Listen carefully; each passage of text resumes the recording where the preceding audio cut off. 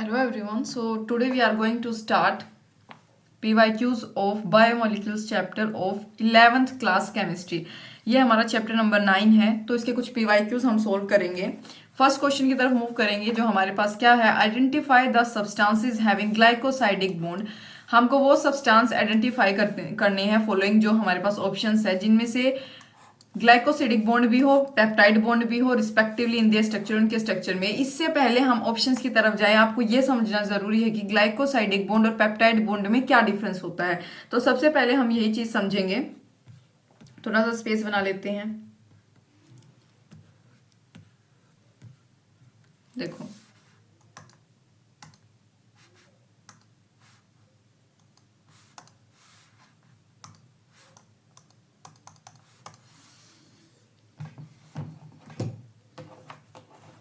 अगर मैं glycosidic bond की बात करूं, सबसे पहले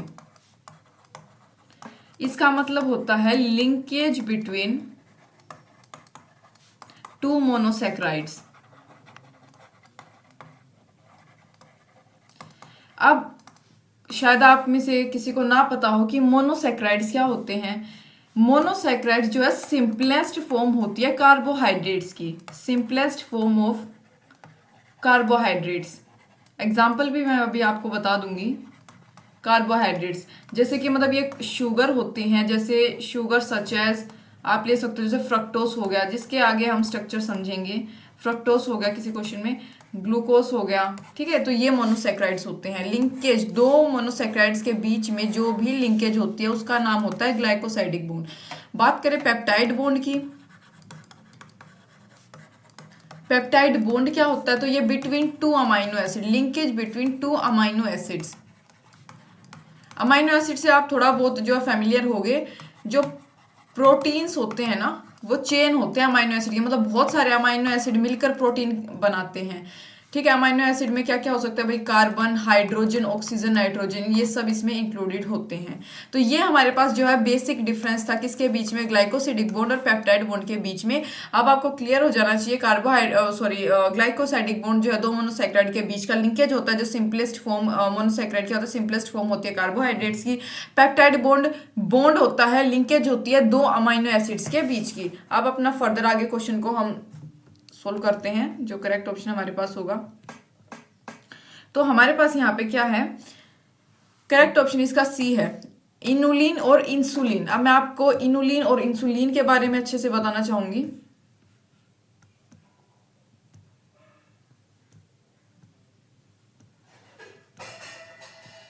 तो देखो, इसको इरेज कर लेते हैं पहले यहां से।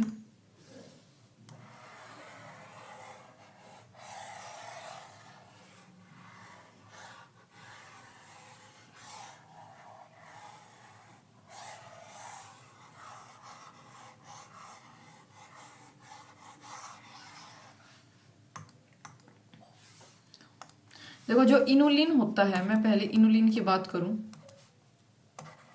वो मिक्सचर होता है लीनियर फ्रक्टोज पॉलीमर्स का, ठीक है। क्या मिक्सचर होता है, मैं लिख कर बताऊंगी तो आप ज्यादा अच्छे से समझ पाओगे। Mixture of linear fructose polymers,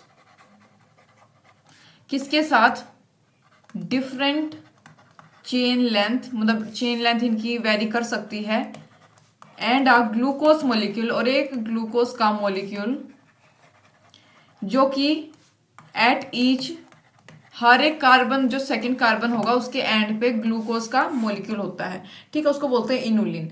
तो देखो, और मैं बात करूं अब इनुलिन की कहाँ यूज किया जाता है, तो ये यूज किया जाता है, यूज्ड फॉर मेडिसिन, मेडिसिन के पर्पस के लिए इसको यूज किया जाता है।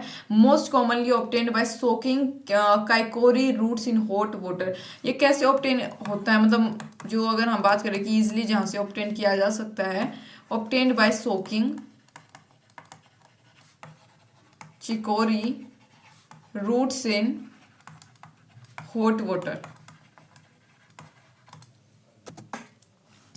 ठीक है। चिकोरी रूट्स जो है एक प्लांट होता है, प्लांट की रूट्स होती हैं ये, मतलब ब्राउन ब्राउनिश कलर का कुछ, आप गूगल पे जो है सर्च कर सकते हो ऐसा लिखकर, ठीक है। इससे मतलब ऑब्टेन किया जा सकता है हॉट वाटर में। जब हम उसको मतलब ये क्या होता है, इसके पास फाइबर्स होते हैं, मतलब बहुत सारे, जो कि डिजोल्व हो जाते हैं वाटर में ड्यूरिंग हीट। तो और वाटर में डिजोल्व हो गए, तो यानी उसमें क्या हो गया, वो कुछ जेल लाइक, मतलब थोड़ा सा बहुत ज़्यादा लिक्विड ही नहीं रहता, वो थोड़ा सा जेल लाइक हो जाता है। वहां से फिर इनुलिन का क्या है, एक्सट्रैक्शन किया जाता है। ठीक है, नेक्स्ट बात करेंगे किसकी, इंसुलिन की। इंसुलिन एक प्रोटीन होता है जो कितने अमाइनो एसिड से बना होता है, 51। याद रखना है ये चीज आपको, इंसुलिन जो है अमाइनो एसिड कितने, 51 अमाइनो एसिड से बना होता है, एक प्रोटीन होता है ये, और एक हार्मोन के जैसे जो है एक्ट करता है, जो कि सिक्रीट किया जाता है। हमारे जो पेनक्रियाज होते हैं, ये बायोलॉजी में भी आप अच्छे से पढ़ते हो, जो वो अपना क्या है, पेनक्रियाज होते हैं, उसमें बीटा सेल्स होते हैं, beta cells of pancreas, alpha cells भी और बीटा सेल्स भी। ठीक है, तो बीटा सेल्स जो होते हैं पेनक्रियाज के, उसके द्वारा इंसुलिन का सिक्रीशन होता है। ठीक है, और जितने भी एडजेसेंट इसके अमाइनो एसिड होते हैं वो पेप्टाइड बॉन्ड के थ्रू जुड़े होते हैं। तो इंसुलिन पहला प्रोटीन था जो कि सीक्वेंस्ड किसके द्वारा किया गया था, फ्रीडरिक सेंगर, फ्रीडरिक सेंगर के द्वारा। ठीक है, और वो क्या था, उनको अवार्ड भी दिया गया था 1958 में, मतलब नोबेल प्राइज किससे उनको नवाजा भी गया था 1958 में उनकी स्टडी के कारण। तो इनुलिन जो है वो commonly use by mouth for high blood fats, मतलब हाई ब्लड फैट्स के लिए इनुलिन का कॉमनली यूज किया जाता है, इंक्लूड जैसे कोलेस्ट्रॉल हो गया अपना। ठीक है, and is also use for weight loss में भी काम लिया जाता है, कॉन्स्टिपेशन यानी कब्ज की कंडीशन में, डायरिया हो गया, डायबिटीज के केस में भी। ठीक है, इंसुलिन का यूज किया जाता है। तो ये हमारे पास जो है बेसिक मैंने आपको ओवरव्यू दे दिया है इनुलिन का और इंसुलिन का। उससे पहले मैंने आपको ग्लाइकोसिडिक बॉन्ड और पेप्टाइड बॉन्ड में भी डिफरेंस बता दिया था। अब मैं यहाँ पे आपको फ्रक्टोज और ग्लूकोज का स्ट्रक्चर बताना चाहती हूँ, तो इसको इरेज करेंगे सबसे पहले। तो देखो, सबसे पहले मैं ग्लूकोज के स्ट्रक्चर की बात करूंगी।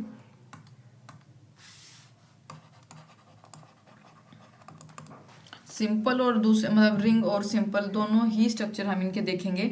देखो, अगर आगे हमारे पास अब क्वेश्चन में जो मैं अब इस फर्स्ट क्वेश्चन में आपको एक्सप्लेन करके समझा रही हूँ वो चीज़ें आती हैं, तो हम बार बार उन चीज़ों को रिपीट नहीं करेंगे, क्योंकि मैं देखो ग्लूकोज फ्रक्टोज अभी मैं आपको बता चुकी, बॉन्ड के बारे में बता चुकी, इनुलिन और इंसुलिन के बारे में मैंने बता दिया। तो आगे अगर ये चीज़ रिपीटेशन में आती है तो हम डायरेक्ट मतलब आगे बढ़ेंगे, क्योंकि यहाँ पे मैं एक्सप्लेन कर रही हूँ। देखो, ग्लूकोज की अगर मैं बात करूँ, 6 कार्बन चेन ये होते हैं, आप जानते हो, तो 6 कार्बन हम यहाँ पे लगा लेंगे, 1 2 3 4 5 6। ठीक है, हालांकि ये स्ट्रक्चर याद रखने में ही फायदा है। यहाँ पे हमारे पास इससे अटैच होता है एक हाइड्रोजन और double bond oxygen, double bond में ऑक्सीजन। ठीक है, यहाँ पे हाइड्रोजन OH, यहाँ पे देखो, यहाँ पे वेरिएशन आएगी, यहाँ पे HO आएगा, यहाँ पे आएगा H, अगेन फिर वही सिमिलर HOH। आप जैसे इसको याद रख सको याद रख लेना, HOH, यहाँ पे आएगा H2OH। ये हो गया ग्लूकोज का। सिमिलरली फ्रक्टोज का अगर मैं ऐसे ही बनाऊँ, पहले हम रिंग वाला साथ में बना लेंगे, मतलब दोनों को साथ में कर लेते हैं। तो देखो, ये भी कितने कार्बन चेन होती है, 6 की। ठीक है, तो एक कार्बन, दूसरा कार्बन, तीसरा, चौथा, पांचवा और ये 6। इससे अटैच क्या होता है, H2OH, डबल बॉन्ड में ऑक्सीजन यहाँ पे आ गया। ठीक है, यहाँ पे HOH कार्बन नंबर 3 पे, OH H OH H, और यहाँ पे भी क्या आएगा, सिमिलर H2OH। तो देखो, यहाँ पे हमारे पास क्या डिफरेंस आया दोनों में, यहाँ पे ये CH से अटैच है, यहाँ पे H2OH आ गया। ठीक है, और बाकी सेम था। तीसरे कार्बन पे यहाँ पे वेरिएशन, तीसरे कार्बन पे इस साइड अपना कौन सी side, left hand side OH यानी हाइड्रोक्सिल ग्रुप जुड़ा है, बाकी सेम चल रहा है। ठीक है, यहाँ पे कार्बन नंबर 3, जो दोनों का कार्बन नंबर 3 है वो आपको याद रख लेना है, बाकी तो यहाँ पे सेम है। ऊपर कार्बन नंबर 1 में दोनों के वेरिएशन है। ठीक है, तो याद रखना है। अब मैं बात करूँ कि इसके रिंग स्ट्रक्चर की भी एक बार यहाँ पे बात कर लेते हैं हम इनके।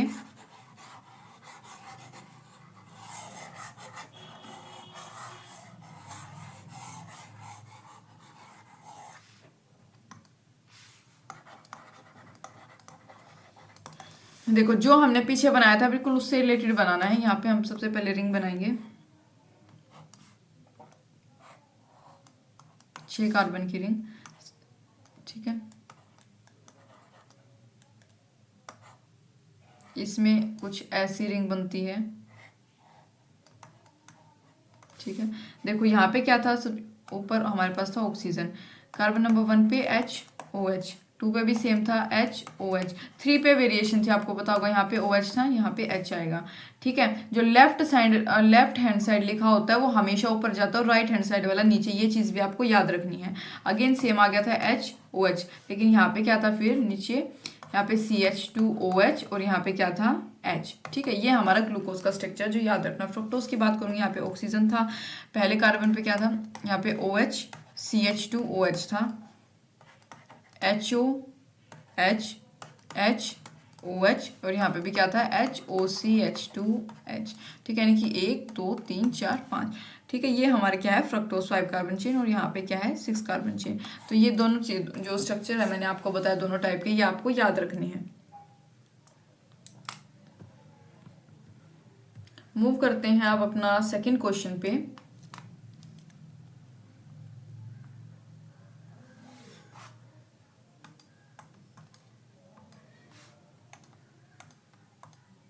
उम्मीद है ये फर्स्ट क्वेश्चन आपको अच्छे से समझ आया होगा।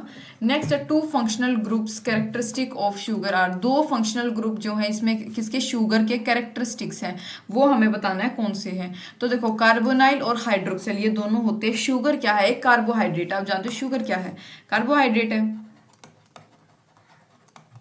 ठीक है, ये क्या होते हैं पॉलीहाइड्रोक्सी एल्डिहाइड कीटोन, या फिर जो इनके अगर हम इनके डेरिवेटिव्स भी हो सकते हैं और प्रॉपर एल्डिहाइड या फिर कीटोन भी हो सकते हैं।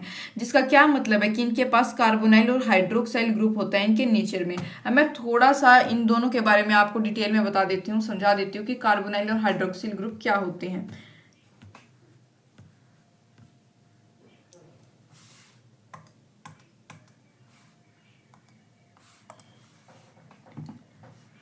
सबसे पहले अगर मैं कार्बोनाइल ग्रुप की बात करूं,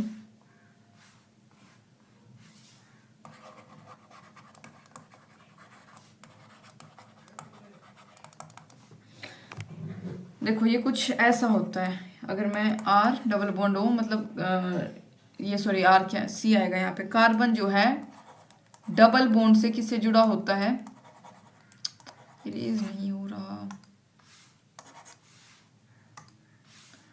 डबल बॉन्ड कार्बन। ठीक है, यहाँ पे R ये हालांकि कीटोन का डेरिवेटिव, मैंने कीटोन का स्ट्रक्चर बनाया क्योंकि कार्बोनाइल ग्रुप में क्या है भाई, एल्डिहाइड सिंपली ये होते ही क्या है, जो सिंपलेस्ट कार्बोनाइल होते हैं ना, यानी कि जो कार्बन ऑक्सीजन के साथ डबल बॉन्ड से जुड़ा होता है, जो सिंपल कार्बोनाइल ग्रुप होते हैं वो क्या होते हैं, एल्डिहाइड्स एंड कीटोन्स होते हैं, जो कि अटैच होते हैं किससे, attached to another carbon compound. Simplest carbonyl होते हैं एल्डिहाइड और कीटोन्स जो अटैच होते हैं दूसरे कार्बन के कंपाउंड से। ठीक है, जैसे एग्जांपल मैंने आपको ये बता दिया, मैंने इसका स्ट्रक्चर बना के दिखा दिया कीटोन का। नेक्स्ट अगर मैं बात करूं हाइड्रोक्सिल की, यानी कि ये होता है OH। ये क्या होता है, इसमें क्या होता है, एक ही तो हाइड्रोजन होता है और एक ही ऑक्सीजन का एटम होता है, ये चीज याद रखनी है आपको। और किसका फंक्शनल ग्रुप होता है, ये अल्कोहल का। वहां पे क्या था एल्डिहाइड और कीटोन, यहाँ पे किसका फंक्शनल ग्रुप होता है, अल्कोहल का, जो कि हम ऑर्गेनिक में पढ़ते हैं।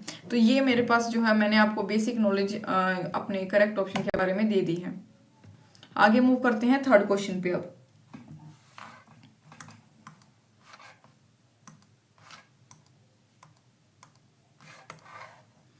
देखो थर्ड क्वेश्चन में क्या है, अबाउट 98% ऑफ मास, जो 98% ऑफ मास है हर एक लिविंग ऑर्गेनिज्म का, वो कंपोज होता है जस्ट 6 एलिमेंट, सिर्फ और सिर्फ 6 एलिमेंट से, जो इंक्लूड करते हैं कार्बन, हाइड्रोजन, नाइट्रोजन, ऑक्सीजन। यहाँ पे 4 हमें दे दिए, 2 बताने हैं, 2 कौन से होंगे।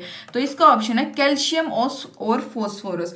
ये 6 एलिमेंट ऐसे भाई, इसके ऊपर और भी क्वेश्चन आपको आगे शायद मिल सकते हैं। ये 6 एलिमेंट आपको याद रखने हैं जो कि 98% ऑफ मास एक लिविंग ऑर्गेनिज्म का मतलब हर एक लिविंग ऑर्गेनिज्म का बनाते हैं।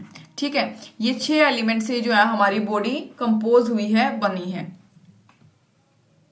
कैल्शियम का आप जानते हो, कैल्शियम से भाई हमारे बोन्स वगैरह, टीथ वगैरह ये बनते हैं, इनको स्ट्रेंथ मिलती है। फोस्फोरस जो है इसका यूज होता है वो अपने हार्मोनल जो हमारे होते हैं हार्मोन्स वगैरह के केस में।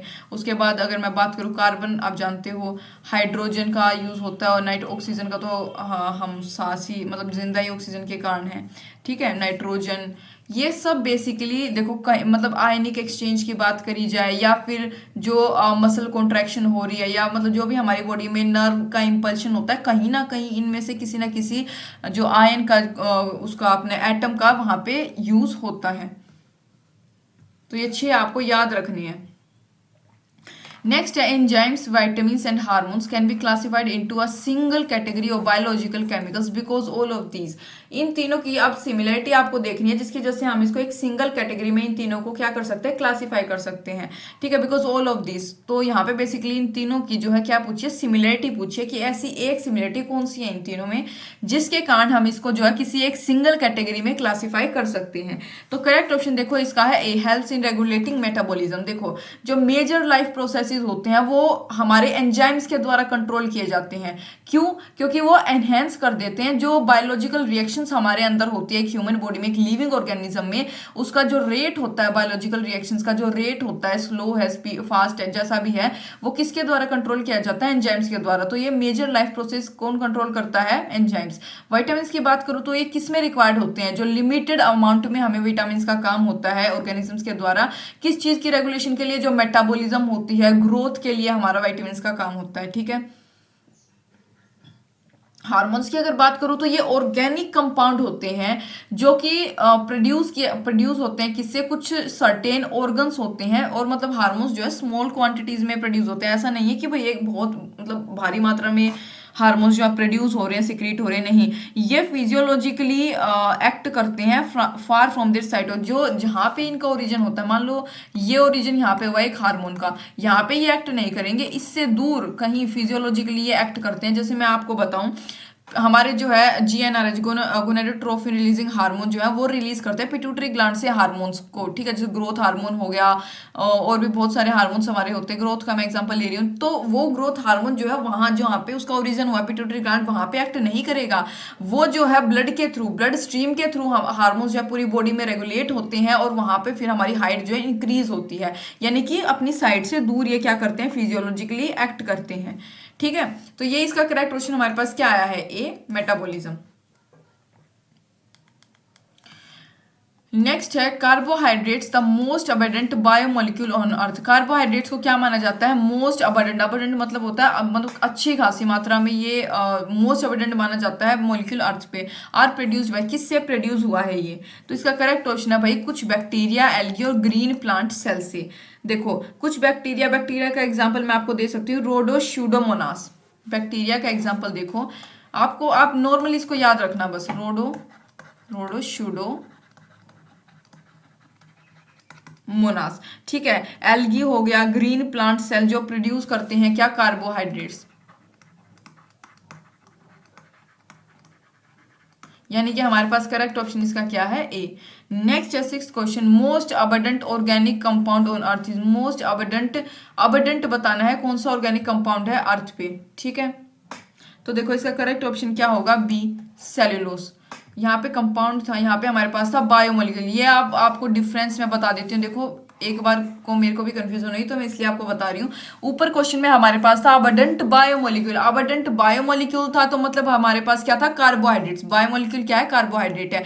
कंपाउंड की बात की है, ऑर्गेनिक कंपाउंड की। अब ऑर्गेनिक कंपाउंड नहीं होता कार्बोहाइड्रेट्स। यहाँ पे आपके पास एग्जांपल हो सकता था कि मान लो स्टीरॉइड के प्लेस पे कार्बोहाइड्रेट होता, ठीक है। आप क्या सोचते, हमने पीछे वाले क्वेश्चन में किया है कि भाई पीछे क्या था, मोस्ट अबंडेंट मैंने बताया था, तो वो क्या होगा, आप कार्बोहाइड्रेट पे टिक कर देते। लेकिन नहीं, आपको डिफरेंस देखना है कि अबंडेंसी पूछी किसकी है भाई, बायोमोलिक्यूल की पूछी गई है, ऑर्गेनिक कंपाउंड की पूछी गई है, किसकी पूछी गई है।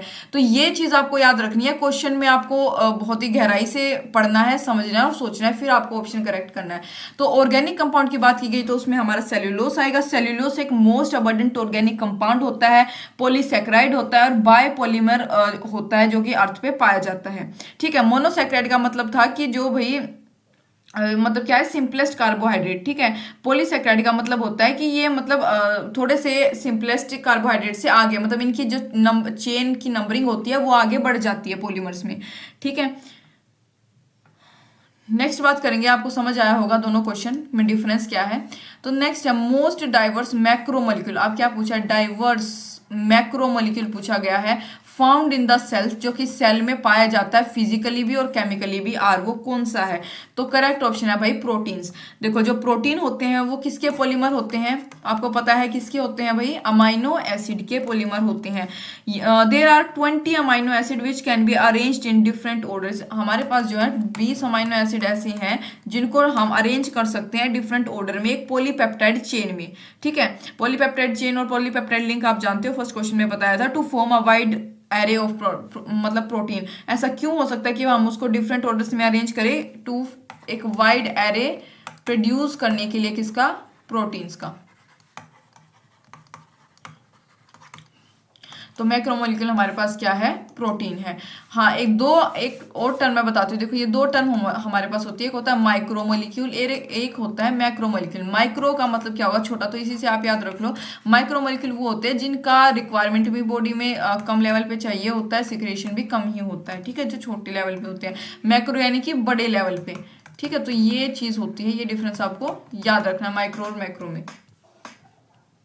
नेक्स्ट हमारे पास है 4 elements making 99% of living system of. अब देखो पीछे क्वेश्चन में क्या था भाई, 98% लिविंग सेल का मास, 6 एलिमेंट पड़े थे, 4 एलिमेंट पूछे गए हैं कि जो 99% किसी भी लिविंग सिस्टम का बनाते हैं, तो वो कौन सा है। देखो अपना कार्बन, हाइड्रोजन, ऑक्सीजन, नाइट्रोजन, ये होंगे। फॉस्फोरस नहीं होता, दोनों में फॉस्फोरस है हमारे पास।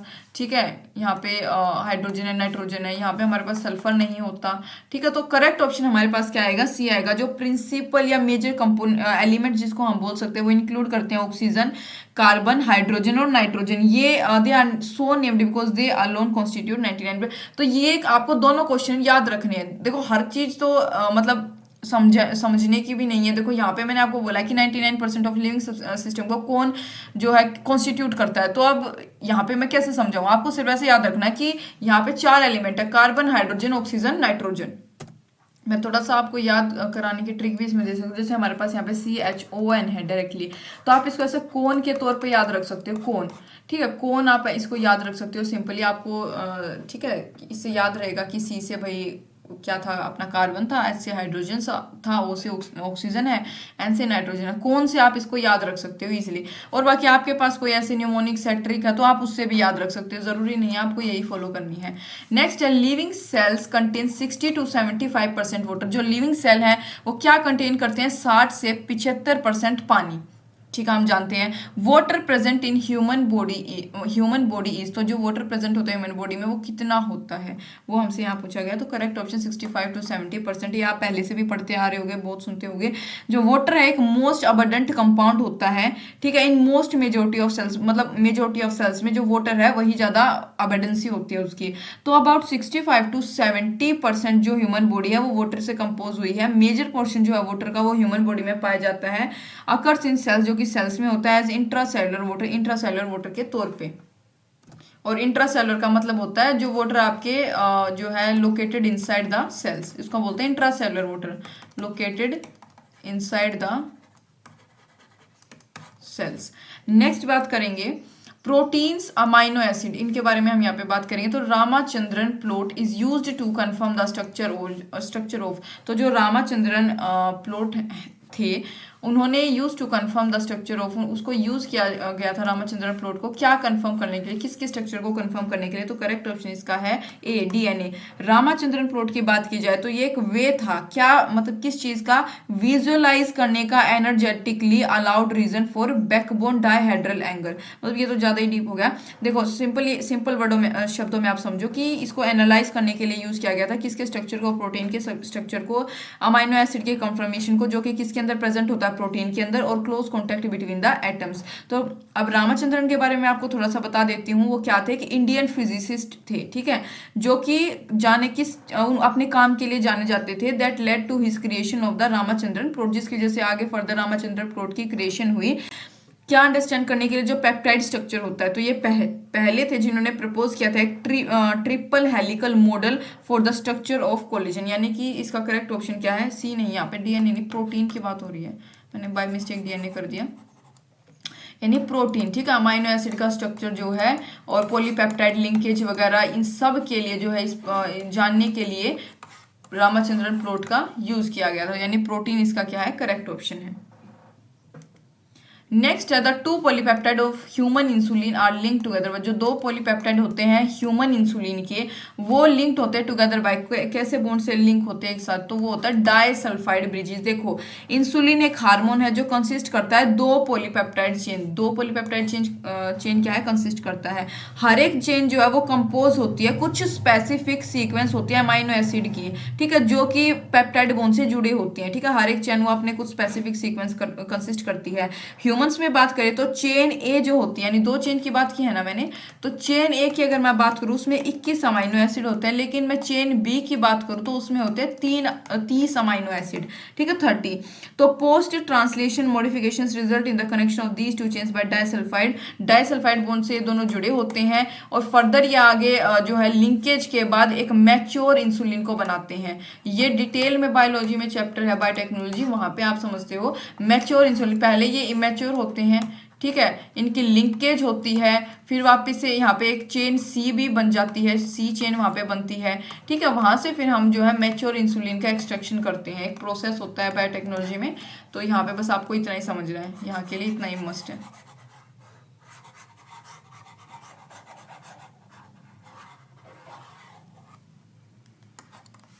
Next 12th question, amino acid tryptophan is the precursor for the synthesis of. जो अमाइनो एसिड है ट्रिप्टोफैन, वो प्रीकर्सर होता है किसके सिंथेसिस का, प्रीकर्सर मतलब पहले, मतलब सिंथेसिस से पहले जो होता है अमाइनो एसिड ट्रिप्टोफैन किसका प्रीकर्सर होता है, तो वो यहाँ पे हमसे पूछा गया है। करेक्ट ऑप्शन है मेलाटोनिन एंड सेरोटोनिन। देखो ट्रिप्टोफैन क्या है, प्रीकर्सर है न्यूरोट्रांसमीटर्स का, सेरोटोनिन है जो कि न्यूरो ट्रांसमीटर्स हैं जो कि क्या है, सेरोटिन एंड मेलोटिन, ठीक है, हाँ मेलेटोनिन और सेरोटोनिन ये दोनों होते हैं। देखो अगर मैं थायरोक्सिन की बात करूं, वो प्रोड्यूस होता है यहाँ पे जो आगे हमें दे रखा है, थायरोक्सिन की यहाँ पे अगर मैं बात करूं तो वो प्रोड्यूस होता है फोलिकुलर सेल्स जो होते हैं थायरॉइड ग्लैंड के। थायरोक्सिन थायरॉइड ग्लैंड से प्रोड्यूस होता है। हार्मोन्स वाला पूरा चैप्टर 11th क्लास के बायोलॉजी में 22nd चैप्टर आई गेस, वहां पे आप अच्छे से इस चीज को समझते हो। तो थायरोक्सिन प्रोड्यूस होता है किससे, फोलिकुलर सेल्स जो होते हैं थायरॉइड ग्लैंड के उससे। तो ये it is produced as a precursor, ये थायरोग्लोबुलिन से प्रोड्यूस होता है जो प्रीकर्सर होता है। एस्ट्रोजन की बात करूं तो ये सिंथेसाइज होता है प्रोजेस्टेरोन से, ठीक है, दो स्टेप से, कोलेस्ट्रॉल से। कोर्टिसोन की बात करूं तो ये क्या होता है, ये प्रोडक्ट होता है, product of process called steroidogenesis. Cortisol produce होता है एड्रेनल कोर्टेक्स में, किडनी के। तो यहाँ पे करेक्ट क्वेश्चन हमारे पास वो दो थे जो कि क्या है, न्यूरोट्रांसमीटर्स हैं। अगर मैं आपको न्यूरोट्रांसमीटर के बारे में बताऊं कि भाई न्यूरोट्रांसमीटर क्या होते हैं,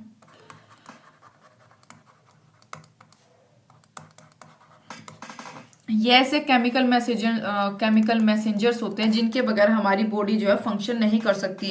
क्या काम होता है इनका, जो केमिकल सिग्नल्स या मैसेजेस होते हैं उनको एक न्यूरॉन से, न्यूरॉन यानी कि नर्व सेल से टारगेट सेल पे पहुंचाना न्यूरोट्रांसमीटर का काम होता है, ठीक है, और उसके रिस्पेक्ट में आगे फिर कोई भी एक्टिविटी या फिर एक्शन होता है। नेक्स्ट बात करेंगे 13th क्वेश्चन की। क्या कह रहा है, figure shows a hypothetical tetrapeptide portion of a protein with parts labelled A to D, which one of the following option is correct. Correct option यहाँ पे हमको इसमें से बताना है। ये स्ट्रक्चर दे रखा है हमको, पूरा फिगर दे रखी है, हाइपोथेटिकल टेट्रापेप्टाइड पोर्शन है प्रोटीन का। A to D जो है 4 स्टेटमेंट है, इनमें से बतानी है करेक्ट वन कौन सी होगी। करेक्ट स्टेटमेंट है भाई इसकी ये, ठीक है, ABCD, D1 is the correct. D इसमें क्या है, देखो D is the acidic amino acid glutamic acid. Glutamic acid है, देखो ग्लूटामिक एसिड की या फिर मैं एस्पार्टिक एसिड की अगर बात करूं तो ये एसिडिक अमाइनो एसिड होते हैं जिनके पास 2 कार्बोक्सिलिक जो है ग्रुप्स होते हैं और एक अमाइनो ग्रुप होता है। 2 कार्बोक्सिलिक ग्रुप, एक अमाइनो का ग्रुप है और 2 कार्बोक्सिलिक यहाँ पे ग्रुप होते हैं इसके पास, ठीक है। तो ये क्या है हमारे पास, ग्लूटामिक होता है जो कि एसिडिक होता है, और एक और हो सकता है भाई एस्पार्टिक, ठीक है, आगे आ जाए तो आपको ध्यान रखिए दोनों सेम होते हैं, ग्लूटामिक एस्पर्टिक। तो ये करेक्ट ऑप्शन अपना है। Next 14th question, which one of the most abundant protein in the animal world. आपको मोस्ट अबंडेंट प्रोटीन बताना है एनिमल वर्ल्ड में, कौन सा अबंडेंट प्रोटीन, ठीक है, वो बताना है। तो इसका करेक्ट ऑप्शन है भाई कोलेजन। कोलेजन क्या होता है? मोस्ट अबंडेंट प्रोटीन होता है एनिमल वर्ल्ड में। अगर मैं आपको एक टर्म दूं रूबिस्को, यानी कि राइबुलोस बाइफॉस्फेट कार्बोक्सिलेज ऑक्सीजनेस, इसका जो है कंप्लीट एक्सपेंडेड फॉर्म है। Is not only the most abundant protein, ये सिर्फ और सिर्फ कोलेजन का ही होता है, कोलेजन में रूबिस्को, ये सिर्फ और सिर्फ मोस्ट अबंडेंट प्रोटीन ही प्लांट्स में ही नहीं, लेकिन ऑल्सो इन द होल, जितना भी बायोस्फीयर है पूरा, रूबिस्को उनमें से अबंडेंट प्रोटीन है भाई। ये बहुत इंपॉर्टेंट क्वेश्चन है। ये रूबिस्को का आगे जब बायोलॉजी में आप पढ़ते हो, ये चैप्टर आता है प्लांट, ये बायोलॉजी है, हालांकि हम बायोलॉजी पढ़ रहे हैं। एक मिनट, शायद मैंने आपको ये बायोमोलिक्यूल जो है केमिस्ट्री का चैप्टर बता दिया, मेरे जो है माइंड में नहीं रहा। ये बायोलॉजी का ही चैप्टर हम यहाँ पे पढ़ रहे हैं।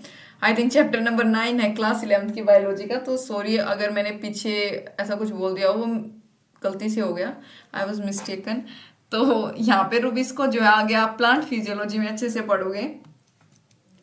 तो क्या होता है रूबिस्को मोस्ट अबंडेंट बायोस्फीयर, वहां पे भी आपको ये क्वेश्चन देखने को मिलेगा। मैं श्योर हूं इस चीज को लेकर, क्योंकि मैंने क्वेश्चन काफी बार देखा है पहले। नेक्स्ट है ये देखो 15th question, which one out of A to D given below correctly represent कर रहा है स्ट्रक्चरल फॉर्मूला किसका? बेसिक अमाइनो एसिड का। Which one out of A to D given below correctly represent the structural formula basic amino acid का। आपको correct structural formula यहाँ पे बताना है। तो इसका करेक्ट ऑप्शन हमारे पास क्या है भाई? बी, यानी कि डी जो है ये इसका करेक्टली जो है रिप्रेजेंट स्ट्रक्चरल फॉर्मूला है किसका? बेसिक अमाइनो एसिड का। ठीक है, नेक्स्ट आगे हम बात करेंगे। देखो ये आपको जो है आपकी बुक में उसमें बायो की बुक में स्ट्रक्चर्स भी हैं काफ़ी सारे। केमिस्ट्री में भी आपको ये देखने को मिलते हैं भाई, बायोमोलिक्यूल्स का चैप्टर, तो वहाँ पे भी आप देख सकते हो। तो ये स्ट्रक्चर जो है आपको थोड़ा सा अपने माइंड में रखने पड़ेंगे। ग्लूकोज का क्या है, फ्रक्टोज का क्या है, और फर्दर आगे बहुत सारे स्ट्रक्चर होते हैं। वो स्ट्रक्चर सारे आपको थोड़ा सा एक बार हाथ से निकालने पड़ेंगे। जैसे कि यहाँ पे बेसिक अमाइनो एसिड का स्ट्रक्चर ये होता है, तो आपको तब ये ध्यान रहेंगे, तभी ये क्वेश्चन सोल्व हो पाएंगे।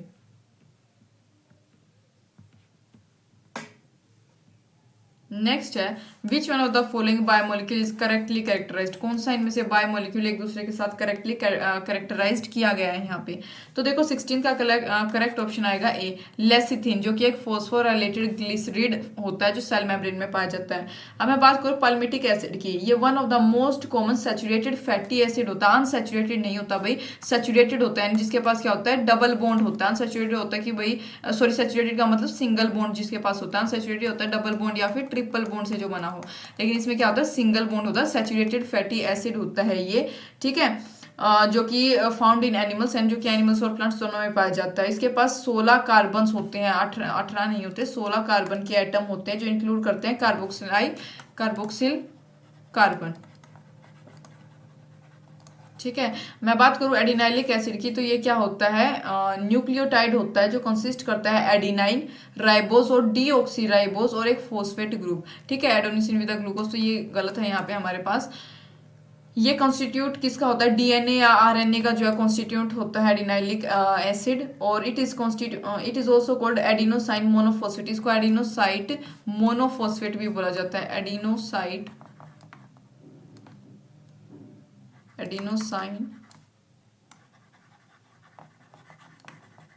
मोनोफॉस्फेट भी इसको बोला जाता है। ठीक है, नेक्स्ट अगर मैं बात करूं किसकी? एलिनाइल ग्रुप की, तो एलिनाइन में अगर मैं बात करूं वो रिप्रेजेंट किया जाता है मिथाइल ग्रुप से। कंटेन्स एन अमाइनो एसिड नहीं, ये सिर्फ और सिर्फ एक आर मिथाइल ग्रुप से इसको हम रिप्रेजेंट करते हैं, मिथाइल ग्रुप। ठीक है, इसके प्लेस पे यानी कि CH3 सिंपल। CH3 इथाइल होता है, C2H5 होता है मिथाइल। नेक्स्ट बात करेंगे which of the following is the simplest amino acid. यहाँ पे हमसे पूछा कि इसमें से सिंपलेस्ट अमाइनो एसिड कौन सा है, तो ग्लाइसिन जो है बिल्कुल सिंपलेस्ट अमाइनो एसिड होता है। जो जनरल स्ट्रक्चर होता है अमाइनो एसिड का, पहले मैं वो बता देती हूँ। अमाइनो एसिड का भाई जो जनरल स्ट्रक्चर होता है वो ये होता है, ये अमीन NH3 पॉजिटिव, ये एक H, C double bond O negative, और ये R। ठीक है, जहाँ पे R क्या है? R के प्लेस पे कोई भी अल्काइल या फिर अराइल ग्रुप यहाँ पे होता है। अगर मैं ग्लाइसिन में बात करूं, जो हमने करेक्ट ऑप्शन अभी चूज किया है, तो आर इसमें क्या होता है, एक हाइड्रोजन एटम होता है, मतलब इसके प्लेस पे क्या होता है, यहाँ पे एक हाइड्रोजन का एटम होता है। देयरफॉर ग्लाइसिन क्या है, सिंपलेस्ट अमाइनो एसिड होता है। ठीक है, यहाँ पे इसके प्लेस पे क्या आएगा, हाइड्रोजन। एलिनिन में बात करूं, एलिनिन में तो यहाँ पे CH3 आता है। ठीक है, टायरोसिन में अगर मैं बात करूं, यहाँ पे आ जाएगा, क्या आएगा, C के साथ अटैच होते हैं H2N, H और C डबल बॉन्ड OH यहाँ पे। और अगर मैं बात करूँ, मतलब कि इसमें बेसिकली NH2। एस्पेरेजाइन में अगर मैं बात करूँ, तो इसमें क्या अटैच होता है, H2N कि उससे, और यहाँ पे हाइड्रोजन और C डबल बॉन्ड OH। तो ये यहाँ पे ऐसे सिंपलेस्ट हमारे पास ग्लाइसिन होता है, जिसके साथ एक हाइड्रोजन ग्रुप अटैच होता है।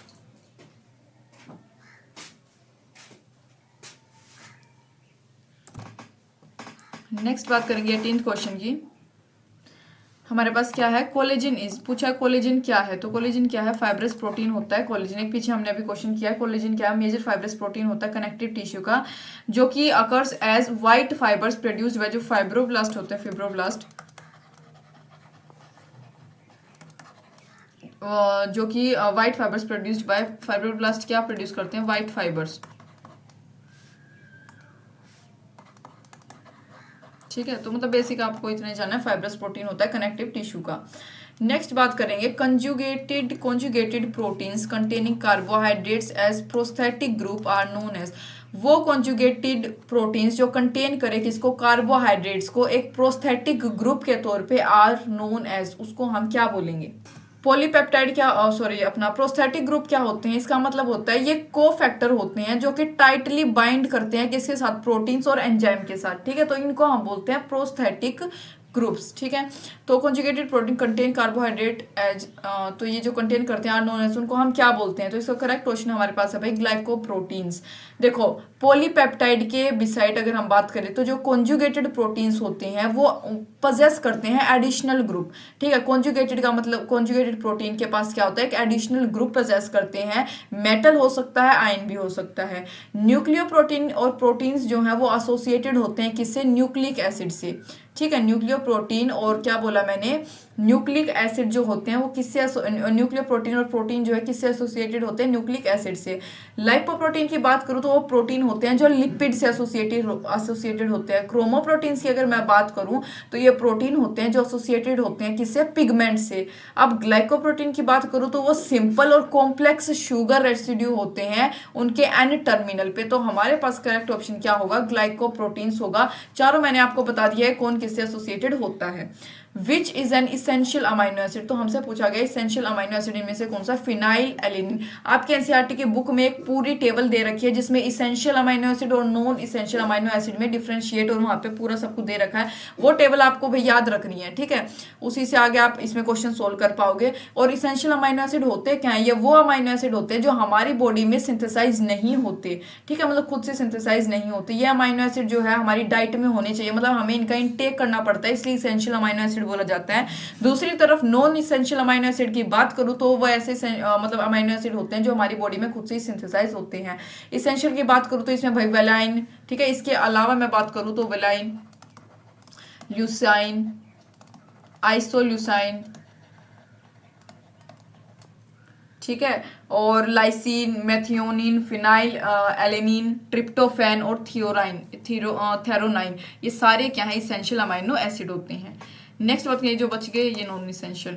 Next 21st question, secondary structure of that portion, जो सेकेंडरी स्ट्रक्चर होता है किस पोर्शन का, इंटीग्रल प्रोटीन के पोर्शन का, that is buried in the, जो लिपिड बाइलेयर के तले दबा हुआ है, of cell membrane, cell membrane में, जो कि किससे, लिपिड की जो है बाइलेयर से बरीड है, जो इंटीग्रल प्रोटीन का पोर्शन है सेकेंडरी स्ट्रक्चर में, तो वो कैसा है, वो हमसे यहाँ पूछा गया, तो वो होता है भाई डी, अल्फा हेलिक्स का स्ट्रक्चर होता है। सेकेंडरी स्ट्रक्चर की अगर मैं बात करूं तो वो किसकी डेवलपमेंट होती है, नई नई जो स्टेरिक रिलेशनशिप होते हैं अमाइनो एसिड के बीच में, किसकी फॉर्मेशन के द्वारा, इंट्रा और इंटर पॉलीपेप्टाइड हाइड्रोजन बॉन्ड। तो जो सेकेंडरी स्ट्रक्चर है वो रेफर करता है रेगुलर रिकरिंग अरेंजमेंट, मतलब ठीक है, इसके लिए ये रेफर होता है इन स्पेस ऑफ, जो स्पेस होता है एडजेसेंट अमाइनो एसिड के बीच में एक पॉलीपेप्टाइड चेन में। तो इट इज मेंटेन्ड, ये हाइड्रोजन बॉन्ड के द्वारा मेंटेन किया जाता है between amide hydrogen and carbonyl oxygen of the peptide backbone. तो जो मेजर सेकेंडरी स्ट्रक्चर होते हैं वो अल्फा हेलिक्स के या फिर आप अल्फा स्ट्रक्चर बोल सकते हो, इसके होते हैं। ठीक है, नेक्स्ट है enormous diversity of protein molecule is due mainly to the diversity of, जो इनॉर्मियस डाइवर्सिटी है एक प्रोटीन के मॉलिक्यूल की, is due mainly to the diversity of, is due mainly to, किस डाइवर्सिटी के कारण है जो इसकी इनॉर्मियस डाइवर्सिटी हमको देखने को मिलती है, मतलब क्या रीजन है, मेजर हमको ये पूछा गया है। तो सी इसका करेक्ट ऑप्शन होगा। यहाँ भाई हमारे पास 20 अमाइनो एसिड होते हैं, ठीक है, इनको हम डिफरेंट ऑर्डर में अरेंज कर सकते हैं पॉलीपेप्टाइड चेंज के, क्या करने के लिए, एक डाइवर्स एरे बनाने के लिए प्रोटीन का, पीछे क्वेश्चन में किया था हमने। ठीक है, amino acid sequence with the protein molecule. Next है genes are packed into a bacterial chromosome by, जो जीन्स है वो एक बैक्टीरियल क्रोमोसोम में पैक्ड होते हैं बाय किसके द्वारा, करेक्ट ऑप्शन है भाई बेसिक प्रोटीन्स। अगर मैं बात करूं बैक्टीरिया में तो जो क्रोमोसोम होते हैं, जो न्यूक्लियोइड होते हैं, क्या बोला मैंने,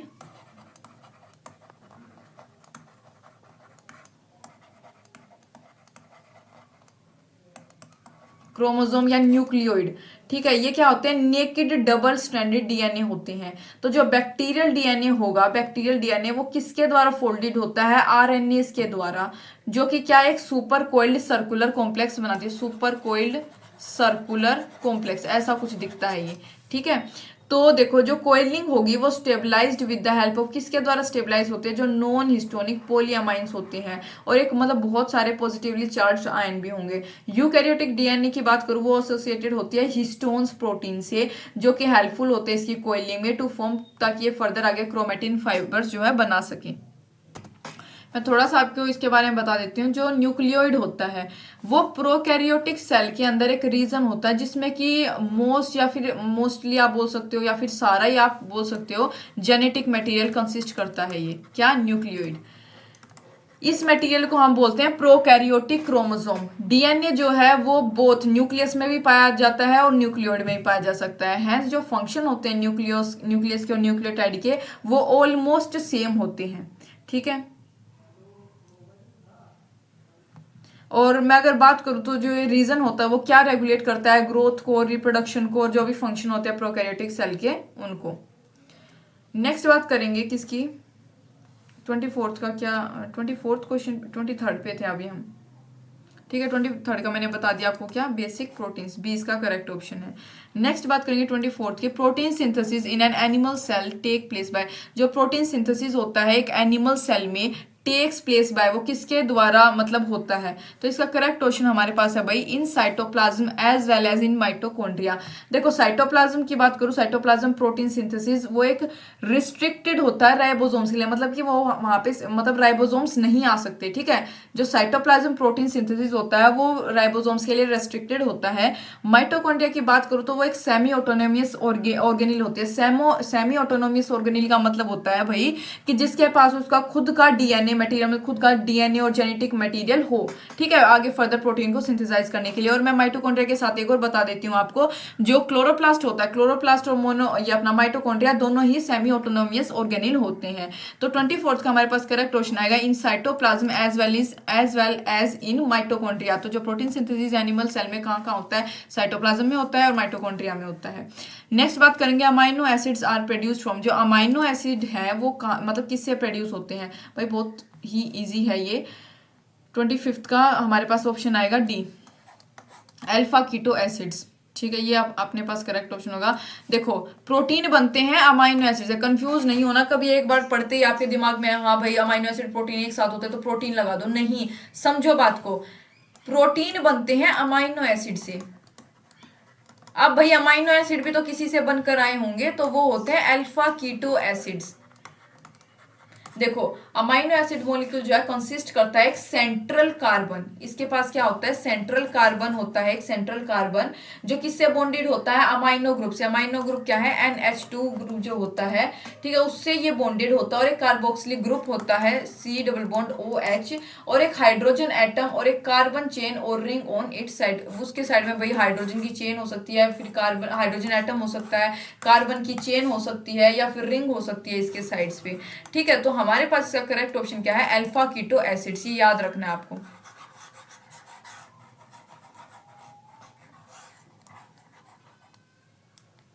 नेक्स्ट बात करेंगे 26 क्वेश्चन की, विच one of the following is the most abundant protein in animals. Animals में मोस्ट अबंडेंट प्रोटीन कौन सा है भाई? अभी किया था कोलेजन, पीछे बिल्कुल सेम क्वेश्चन किया है हमने कोलेजन। कोलेजन क्या है? मोस्ट अबंडेंट प्रोटीन होता है एनिमल वर्ल्ड में।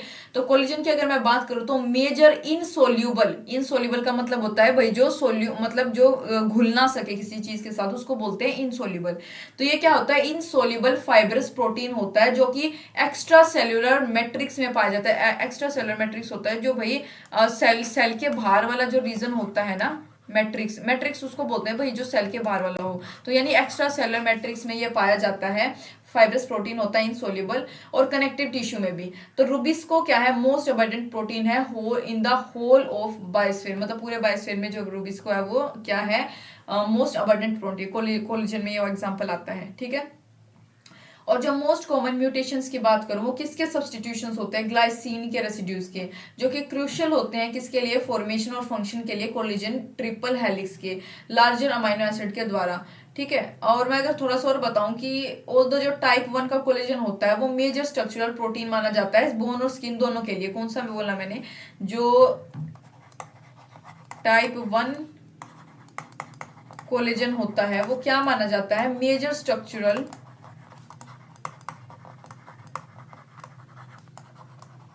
प्रोटीन माना जाता है, दोनों मतलब both for both skin and bone, ठीक है, इसके लिए माना जाता है। ऑल हाँ, तो जो म्यूटेशंस है टाइप 1 कोलेजन में, टाइप 1 कोलेजन के जीन्स में वो बोन की डिसीज बनाती वो कर सकती है। देखो मैंने क्या बोला, टाइप 1 का कोलेजन जो है मेजर स्ट्रक्चरल प्रोटीन माना जाता है अपनी स्किन के लिए भी, बोन्स के लिए भी। अगर भाई अब टाइप 1 कोलेजन में कुछ म्यूटेशंस आ गए, म्यूटेशन का मतलब होता है इसके जीन्स में कुछ बदलाव आ गए, ठीक है, कोई सा जीन होना था मतलब उसके रिप्लेस होके कुछ और आ गया, या फिर मतलब कोई भी और किसी प्रकार की जो है उसमें परेशान मतलब दिक्कत आ गई, तो उसकी वजह से क्या होगा? अब अफेक्ट कौन होगा? जब भाई बोन और स्किन के लिए थे तो मेजरली बोन डिसीज जो है, जेनेटिक बोन डिसीज जो होती है वो किसकी वजह से होती है? जो टाइप 1 कोलेजन प्रोटीन होता है उसमें म्यूटेशन के कारण, जेनेटिक म्यूटेशन के कारण। तो इसका करेक्ट ऑप्शन हमारे पास क्या आया है? अपना ये ए कोलेजन, ठीक है। काफी सारी मैंने आपको एक्स्ट्रा पॉइंट्स भी इसके बारे में यहाँ पे बता दिए हैं।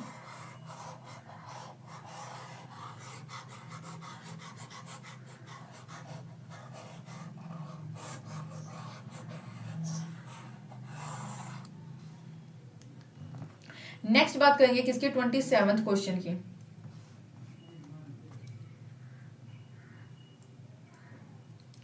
Which of the following organic compound is main constituent of lecithin. ये बताना है इन चार ऑर्गेनिक कंपाउंड में से कौन सा जो है लेसिथिन का मेन कॉन्स्टिट्यूट है, ठीक है, उसका मेन, आप ये बोल सकते हो उसका मेन पार्ट कौन सा है इनमें से। तो इसका करेक्ट ऑप्शन है भाई फोस्फोलिपिड। जो लेसिथिन होता है जिसका दूसरा नाम क्या होता है? फोस्फाटाइडाइल कोलाइन।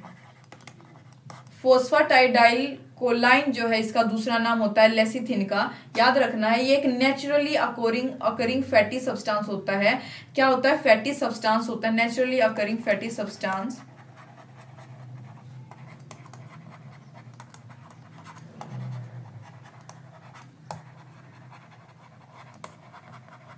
जो कि रेफर किया जाता है phospholipid. It is important in cell structure and metabolism. और ये इंपॉर्टेंट होता है किसके लिए? सेल स्ट्रक्चर के लिए भी और मेटाबॉलिज्म के लिए भी। तो इसका करेक्ट ऑप्शन हमारे पास क्या आएगा? सी।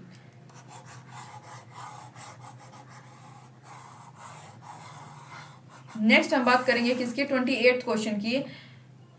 कौन कैनवलिन ए इज, जो कौन कैनवलिन ए है वो क्या होता है वो बताना है यहाँ पे हमें। तो करेक्ट ऑप्शन इसका है भाई लैक्टीन, ठीक है। ये क्या होता है? लैक्टीन होता है। कौन कैनवलिन ए की अगर मैं बात करूं तो ये क्या होता है भाई? यहाँ पे समझो इसको, ये होता है एक सेकेंडरी मेटाबोलाइट।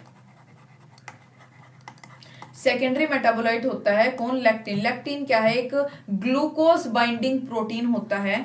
ग्लूकोज को जो बाइंड करता है वो प्रोटीन ग्लूकोज बाइंडिंग प्रोटीन ये होता है, जो कि आइसोलेटेड किससे किया गया है? Jack beans. किससे इसको एक्सट्रैक्ट किया गया है? जैक बीन्स से, जिसका साइंटिफिक नाम क्या है? कैनवावेलिया एनसीफॉर्मिस। कैनवावेलिया एनसीफॉर्मिस इसका नाम है, इसी से इसका नाम पड़ा है क्या? कौन कैनावेलिन ए, ठीक है। तो आप समझ सकते हो इसका नाम यहाँ से एक्सट्रैक्ट किया गया है।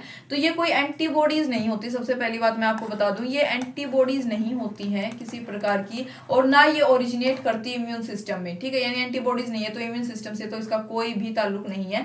बट बाइंड स्पेसिफिकली, लेकिन ये स्पेसिफिकली बाइंड करती है कार्बोहाइड्रेट कंटेनिंग रिसेप्टर के साथ। मतलब कौन से रिसेप्टर्स के साथ भाई, जिसके ऊपर कार्बोहाइड्रेट होता है, ठीक है। कार्बोहाइड्रेट वो कंटेन करे किसी भी सेल सरफेस पे, एज ऑफ, जैसे कि एग्जांपल मैं आपको दे सकती हूँ, रेड ब्लड सेल्स, ठीक है। वहां पे ये इसका जो है आपको देखने को मिलता है रेड ब्लड सेल्स, यानी करेक्ट ऑप्शन क्या है, lectin.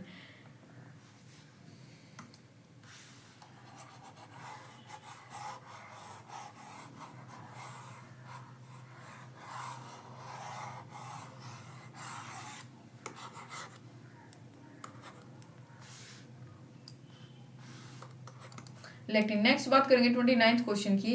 A typical fat molecule is made up of, एक जो टिपिकल फैट मॉलिक्यूल होता है वो किससे बना होता है। करेक्ट ऑप्शन इसका क्या होगा भाई, 3 ग्लिसरॉल मॉलिक्यूल एंड 1 नहीं, ये भी नहीं है। करेक्ट ऑप्शन इसका होगा बी। फैट मॉलिक्यूल्स जो है वो किससे बने होते हैं, एटम से, कार्बन के, हाइड्रोजन के और ऑक्सीजन के। किसके, कार्बन, हाइड्रोजन, ऑक्सीजन। तो जो कार्बन और ऑक्सीजन एटम होते हैं वो कार्बन के साथ बाइंडिंग में होते हैं, ठीक है। और जो टिपिकल फैट मॉलिक्यूल है उसके पास एक ग्लिसरॉल होता है और 3 फैटी एसिड मॉलिक्यूल्स होते हैं, ठीक है। ये आपको याद रखना है, क्या बताया मैंने, एक ग्लिसरॉल होता है और 3 फैटी एसिड मॉलिक्यूल्स होते हैं।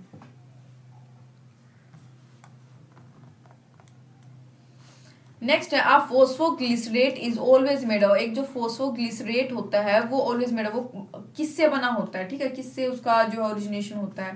करेक्ट ऑप्शन भाई इसका बी है। एक सैचुरेटेड या अनसैचुरेटेड फैटी एसिड की मैं बात करूं, fatty acid esterified to a glycerol, उसका एस्ट्रिफिकेशन होता है भाई, एक प्रोसेस होता है एस्ट्रिफिकेशन जो अपने केमिकल रिएक्शंस में, वो ग्लिसरॉल में उसका एस्ट्रिफिकेशन होता है। ग्लिसरॉल का जो मॉलिक्यूल होता है उसमें फैटी एसिड जो है ग्लिसरॉल में कन्वर्ट हो जाता है, आपको इतना याद रखना है, जिसमें कि एक फॉस्फेट ग्रुप भी उसके साथ अटैच होता है, क्या बनाने के लिए, फॉस्फोग्लिसरेट्स। और फॉस्फोग्लिसरेट क्या होते हैं, मेजर स्ट्रक्चरल कंपोनेंट होते हैं सेल मेम्ब्रेन के। फॉस्फोग्लिसरेट क्या होते हैं भाई, मेजर ये क्या होता है, structural component of cell membrane. आप समझ गए होंगे सेल मेम्ब्रेन का मेजर स्ट्रक्चरल कंपोनेंट कौन होता है, फॉस्फोग्लिसरेट। और ये क्या होता है, देयरफॉर इनको हम क्या बोलते हैं, मेम्ब्रेन लिपिड्स भी कई बार आपको ये फॉस्फोग्लिसरेट्स के प्लेस पे देखने को मिल सकता है, क्या, मेम्ब्रेन लिपिड्स। तो लेसिथिन क्या है इसका, वन सच एग्जाम्पल भी है, मैंने एग्जाम्पल भी बता दिया साथ में, जो पीछे एक न्यूमेरिकल में सॉरी उसमें अपना पीवाईक्यू में हम कर रहे थे लेसिथिन, वो भी इसका वन सच एग्जांपल है। Lipids are insoluble in water, जो लिपिड्स की बात करूं तो वाटर में इनसोल्युबल होते हैं, बिकॉज लिपिड मॉलिक्यूल्स, क्यों होता है लिपिड मॉलिक्यूल्स इनसोल्युबल क्यों होते हैं वाटर में, तो भाई इसका करेक्ट ऑप्शन है हाइड्रोफोबिक। फोबिया का मतलब समझो, फोबिया क्या होता है भाई, जिससे जिस भी किसी चीज से इंसान को डर लगता है उसको हम बोलते हैं कि भाई किसी को अंधेरे का फोबिया हो सकता है, किसी को ऊंचाई का फोबिया हो सकता है, पानी का फोबिया हो सकता है। अब ये पानी का ही फोबिया, हाइड्रो मतलब वाटर, फोबिया मतलब पानी, अगर वो इनसोल्युबल है वाटर में लिपिड, तो आप वैसे इस तरीके से भी याद रख सकते हो भाई पानी में कोई चीज घुली नहीं, मतलब कि वो क्या है, उसे डर है उसको इस चीज से। तो हाइड्रोफिलिक का मतलब होता है लविंग, वाटर लविंग होता है, न्यूट्रल तो नहीं होगा। ज्विटराइंस होते हैं भाई जो बोथ एक मतलब एसिडिक और बेसिक दोनों तरीके से बिहेव कर सके, उनको बोलते हैं हम ज्यूटराइंस, एक ही आयन में दोनों ही प्रॉपर्टीज हो, एसिडिक भी और बेसिक भी। बचा क्या, हाइड्रोफोबिक, यानी कि जो वाटर से जिसको फोबिया ऑफ फियर हो। तो वाटर अट्रैक्टिंग मॉलिक्यूल्स को हम हाइड्रोफिलिक बोलते हैं, वाटर रिपेलिंग मॉलिक्यूल यानी जो दूर दूर भगाते हैं उसको बोलते हैं हाइड्रोफोबिक, ठीक है। अमाइनो एसिड जो साइमल्टेनियसली कैरी करे पॉजिटिव और नेगेटिव चार्ज भी, उनको बोलते हैं ज्यूटराइंस, जो मैंने अभी बताया है। लिपिड्स जो होते हैं वो कंपाउंड होते हैं किसके, कार्बन के, हाइड्रोजन के, ऑक्सीजन के। लेकिन अगर हम रेशियो की बात करें हाइड्रोजन और ऑक्सीजन की, वो 2:1 से भी ज्यादा होती है। दैट इज जो रेशियो होगी ऑक्सीजन की वो किससे कम होगी, कार्बोहाइड्रेट से। तो लिपिड्स जो है हमेशा इनसोल्युबल होंगे वाटर में, लेकिन सोल्युबल होंगे नॉन पोलर सोलवेंट में। नॉन पोलर सोलवेंट जैसे कि हो सकता है भाई बेंजीन नॉन पोलर होता है, क्लोरोफॉर्म हो गया नॉन पोलर, ये दो एग्जांपल आपको याद रखने कि भाई लिपिड भले ही वाटर में तो सोल्यूबल ना हो, इनसोल्यूबल वाटर में हो, लेकिन ये सोल्यूबल होता है नॉन पोलर सॉल्वेंट में, जिसका एग्जांपल है बेंजीन और क्लोरोफॉर्म। तो जो मोस्ट कॉमन लिपिड जो पाया जाता है सेल में वो होता है फॉस्फोलिपिड। कौन सा होता है most commonly found lipid is phospholipid. ये कंटेन करता है एक हाइड्रोफिलिक यानी कि पोलर हेड। हाइड्रोफिलिक जो होता है भाई वाटर लविंग वो उसका पोलर हेड होता है, और एक हाइड्रोफोबिक यानी कि जो नॉन पोलर टेल होगी, ये कंसिस्ट करता है। नेक्स्ट बात करेंगे 32nd क्वेश्चन की। Spoilage of oil can be detected by which fatty acid. जो स्पॉइलेज होती है ऑयल की उसको हम डिटेक्ट कर सकते हैं कौन से फैटी एसिड, यानी स्पॉइलेज होता है जो खराब ऑयल को जो हम डिटेक्ट करें कौन से फैटी एसिड से हम उसको डिटेक्ट कर सकते हैं। तो इसका करेक्ट ऑप्शन है यूरिसिक एसिड। जो यूरिसिक एसिड होता है ये मोनोसैचुरेटेड जो है क्या होता है omega 9 fatty acid. Omega 9 fatty acid होता है ये, जो कि डिनोटेड 22:1 इसका मतलब डिनोशन होता है रेशियो के। अगर कंटेक्स्ट में बात करें तो देखो जो ये प्रीवैलेंट इन्हें पहले किसी में होता है जो रेप सीड होते हैं, वोल्फ फ्लावर सीड होते हैं, और जैसे कि हमारे मस्टर्ड सीड हो गए जो कि 40 से 50% ऑयल उनका बनाते हैं। तो यूरिसिक एसिड को हम क्या बोल सकते हैं सिस 13 डोकोसिनोइक एसिड। ये हमारे एनसीईआरटी में नहीं है भाई ये कंसेप्ट इससे रिलेटेड, तो आप वैसे याद रख सकते हो कि सिस 13 डोकोसिनोइक एसिड इसको बोला जाता है, और इसका जो ट्रांस आइसोमर होता है उसको बोलते हैं ब्रेसिडिक एसिड। इतना याद रखना है। नेक्स्ट है purines found both in DNA and RNA. वो प्यूराइंस जो दोनों डीएनए में भी और आरएनए में दोनों में फाउंड हो, क्या नाम होता है उसका, क्या बोलते हैं हम उसको। तो इसका करेक्ट क्वेश्चन हमारे पास है भाई बी। ठीक है, इसका करेक्ट ऑप्शन हमारे पास क्या है बी। प्यूरिन्स एडिनाइन और ग्वानिन। जो प्यूरिन्स होते हैं वो हेटेरोसाइक्लिक कंपाउंड होते हैं, जैसे कि एग्जांपल ले सकते हैं एडिनाइन का, ग्वानिन का, जो कि दोनों डीएनए और आरएनए में दोनों में पाए जाते हैं, यानी एडेनिन और ग्वानिन। ये किसका है प्यूरिन्स। दो टर्म होते हैं भाई आपको पता हो, एक प्यूरिन होता है एक पायरिडीमीन्स होता है।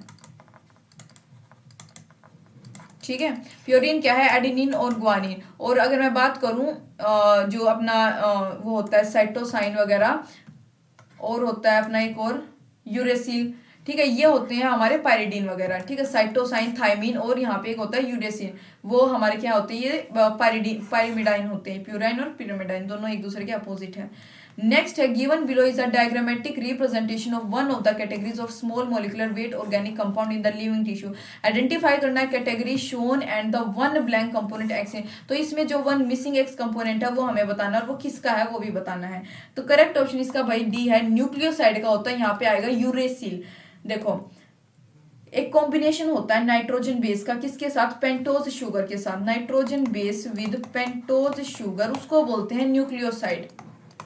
मैंने आपको न्यूक्लियोसाइड समझाया क्या, जिसके पास नाइट्रोजन बेस हो जो किसके साथ हो, पेंटोज शुगर के साथ, न्यूक्लियोसाइड बोलते हैं। तो जो नाइट्रोजन बेस है वो कंबाइन करता है शुगर के मॉलिक्यूल के साथ एज इट्स क्या मतलब किसके तौर पे, फर्स्ट कार्बन एटम के तौर पे ग्लाइकोसाइडिक बॉन्ड में। ठीक है, by one of its nitrogen atom, एक मतलब उसके एक नाइट्रोजन एटम के साथ। ठीक है, डिपेंडिंग अपॉन द टाइप, हम पेंटोज शुगर के टाइप के ऊपर डिपेंड करेगा कि जो न्यूक्लियोसाइड है वो डिफरेंशिएट हो जाता है राइबोन्यूक्लियोसाइड में और डीऑक्सी राइबोन्यूक्लियोसाइड यानी कि आरएनए में और डीएनए में। तो करेक्ट ऑप्शन इसका हमारे पास न्यूक्लियोसाइड आएगा। तो हमारे पीवाईक्यूज जो है यहाँ पे फिनिश हो गए हैं बायोमोलिक्यूल्स की। उम्मीद है आपको समझ आए होंगे। Thank you for watching.